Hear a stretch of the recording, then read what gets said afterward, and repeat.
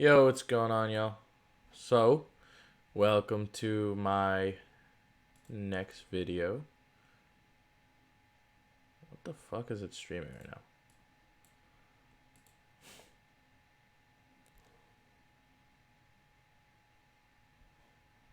I gotta make sure this is streaming properly. Just give me 1 second. Alright, there we go. Okay, yo, what's going on, guys? So, welcome to part 2 of the video. So, what we're gonna do is cover the rest of uh, basically everything that I think is probably gonna be important to look at for the next week. So that's what I'm going to do. So I'm going to cover the second part of my watch list. So right now is 20 seconds in. So sorry, I'm also keeping track of the timing, so it's easier to find. So Beyond is what we're going to look at right now. So BYND. Okay. So Beyond is it's a stock that I like in general, fundamentally speaking. By the way, if you're curious as to how my charting time up is, this is the 4 hours, this is the 15 minute, this is the 1 hour, and then this is the 2 minutes. 2 minutes just is less noise, so I listen to it for that reason. So Beyond is dipping off for today. Like today, it's breaking through this kind of ground that it's been holding up against for a while, and now it's below it. So that is, to me, that is a sign that it's probably going to pull back to some of these levels. It's already there, so it's going to come here, and then around 104, I think it's going to be a short side. I was going to say earlier, about an hour ago, that Beyond below 110 is a good short play. It is below 110 now. It's starting to come down. You can probably take it to 100, even 103, but I do imagine that it's going to try testing this area again. It's already filled this gap. So anytime it has that, you've seen it with a different stock. I showed you on the previous video that it got rejected. There was a gap that it was trying to do. It got rejected, blah, blah, blah. So as far as Beyond goes, I'm still pretty bullish on it overall. But I am going to wait for it to come down to 104, 100. And so I might actually even end up playing that type of move, is the downward move on that. And now the next one we're going to look at, so 155, Apple. So we're going to look at Apple. Okay, so Apple is also coming down. I have my daily charts. It's off to the left, so you won't be able to see this one, but it's fine. I don't think it's going to make too much of a difference. This one actually does, the 4 hour does a pretty good job of describing just twice as much as whatever the daily chart is showing. So as far as this one goes, Apple is kind of following the market right now, the S&P 500, the Dow Jones, stuff like that. It is following it in the downward direction. I think that it can keep pushing all-time highs, but it's going to probably highly depend on whether or not the market stays up. And we got a lot of news about the Wuhan, the coronavirus right now. I'm not even sure where we are on the S&P 500. We came back up.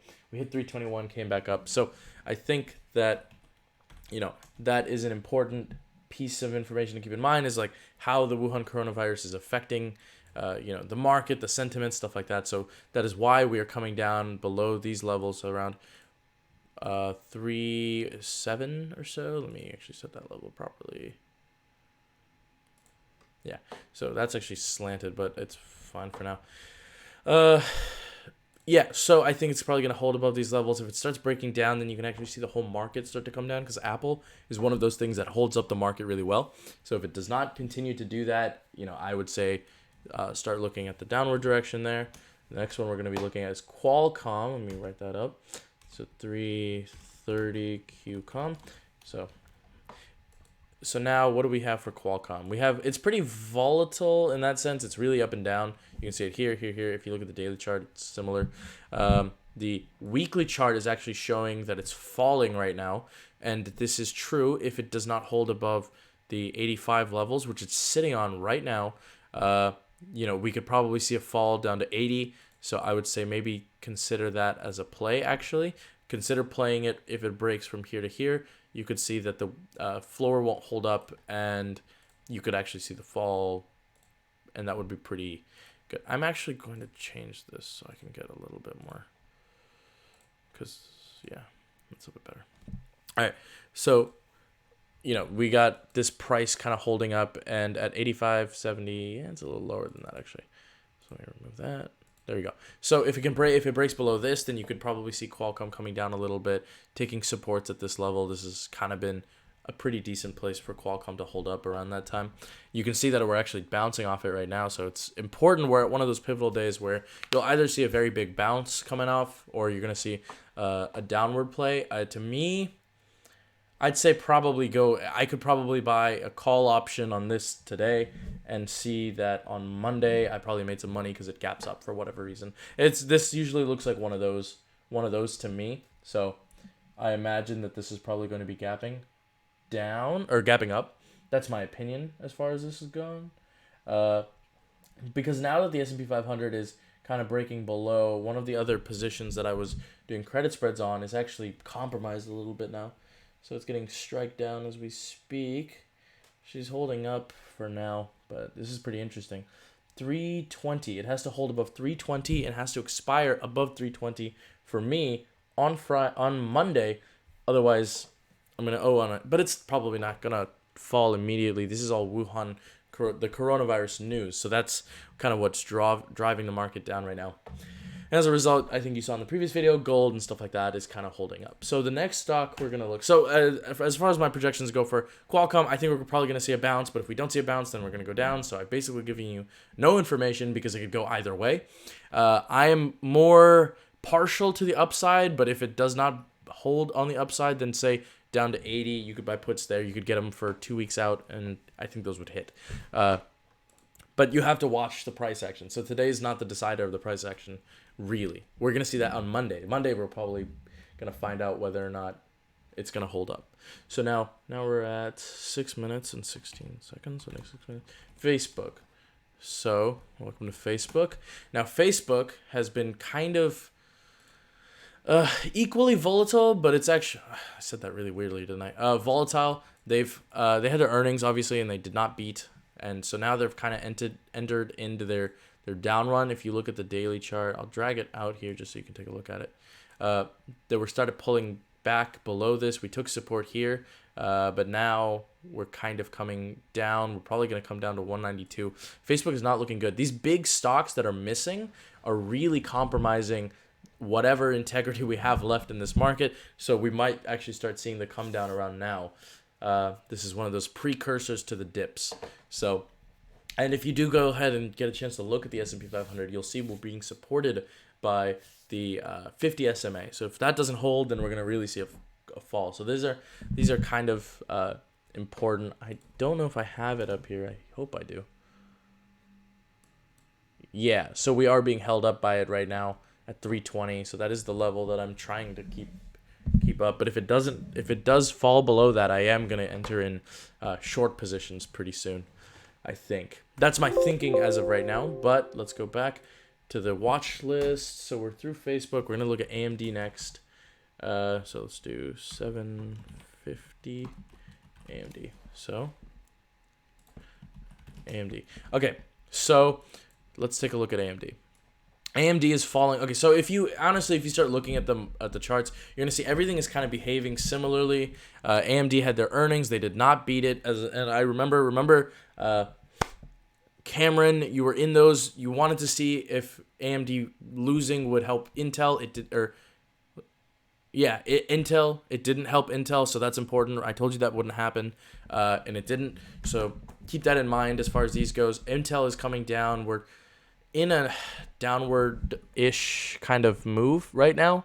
After this earnings, we did pick back up, obviously, after the earnings had happened.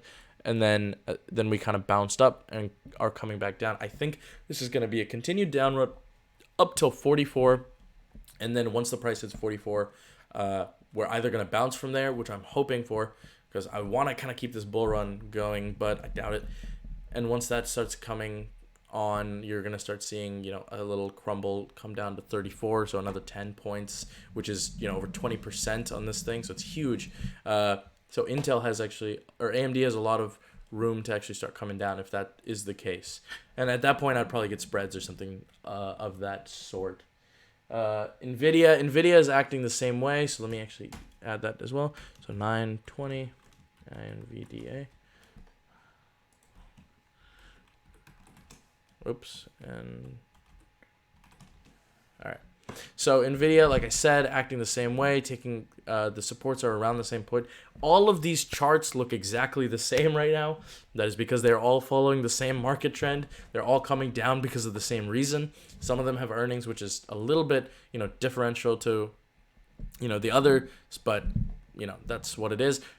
Another important thing, they have earnings soon. That's coming up on the 13th of February, so it's not that soon, but we're in that month now. As of tomorrow, it's February, so we kind of have that going on. The earnings, I'm gonna probably do something to actually. So here's what you got to do for earnings. You can actually flip the premium on those, but you got to figure out where it's going to be going into that week. And so based on that week, that's what I'm going to try to figure out. So I'm going to try to let the stock kind of pick a direction. So I'll wait till next Tuesday. And then from there, I'll determine whether or not, what price level it's sitting at. If I had to make a guess, it'd probably be around the 225s area. It'll probably sit there if it starts going down. But if the earnings comes into effect now, you're going to start seeing it come up a little bit earlier. You can take a look at the implied volatility of these. They're not high at all, which is a good thing. That means the price of this earnings has not kicked in. Earnings is everywhere now, so they have kicked in a bit, but you can check for this week the data is whatever, but that's because it's expiring this week. For the rest of them, they're pretty low. They usually go higher later in the week, so we got to figure out what the expected move is, what the EPS is, so that kind of stuff. So I'll look at it at one point and then determine whether or not it's actually worth getting into, because if it has an unexpected move, so yeah, so if it does end up having an unexpected move, you'll make a lot of money, kind of like Amazon did today. Yeah, but NVIDIA, I think you want to flip the premium on. Sorry. Okay, and then we have, so NVIDIA's done. So next up, we're going to do Google. That's going to be at 11:30. Google. Okay, so at 11:30, so we're doing Google now. Sorry, one's here. So Google is also doing kind of the same thing. It kind of came down a little bit. We have earnings on Google on the 3rd, so that's coming up as well. So into earnings, you can also tell. I don't think we can flip the premium on these. Oh, maybe we can. Google is not pricing these in too strongly yet.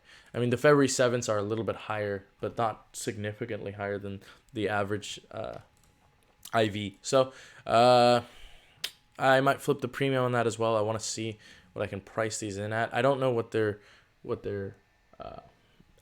fundamentals are right now, because I don't know how Google's really making any money as far as anything goes, apart from AdSense. But yeah, so that's that. And now I'm going to take a look at OLED, so OLED.